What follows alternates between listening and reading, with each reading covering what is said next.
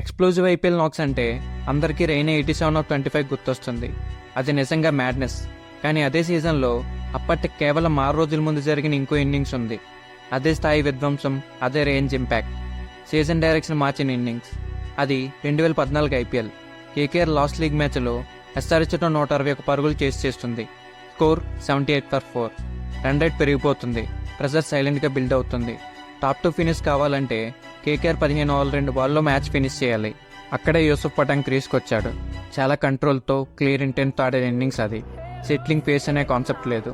మొదటి కొన్ని బాల్స్లోనే మ్యాచ్ని డామినేట్ చేయాలని అర్థమైపోయింది. అప్పుడే డేల్ స్టెయిన్ ఓవర్ వచ్చింది. వరల్డ్ క్రికెట్లో మోస్ట్ డేంజరస్ ఫాస్ట్ బౌలర్స్లో ఒకడు. కానీ ఆ రోజు స్టెయిన్ మీద కంప్లీట్ కంట్రోల్ పఠాన్ దగ్గరే ఉంది. ఆ ఓవర్లో 26 రన్స్ వచ్చాయి. Clean hitting, pure timing, pure confidence. Innings end అయ్యేసరికి 22 బాల్లో 72 రన్స్, 300 పైన స్ట్రైక్ రేట్. కేకేఆర్ 14 ఓవర్లు 2 బాల్లో మ్యాచ్ ఫినిష్ చేసి టేబుల్లో సెకండ్ ప్లేస్ సొంతం చేసుకుంది. ఆ టాప్ 2 ఫినిష్ తర్వాత అదే మొమెంటంతో ఆ సీజన్లో టైటిల్ కూడా గెలిచింది. యూసుఫ్ పఠాన్ ఆ రోజు T20 క్రికెట్ ఫ్యూచర్ని చూపించాడు. ఇప్పటి flat pitches, impact player role, small boundaries ఎరాలో బౌలర్లు ప్లాన్స్తో వచ్చినా కూడా ఆ ఫ్లోని కంట్రోల్ చేయడం కష్టం.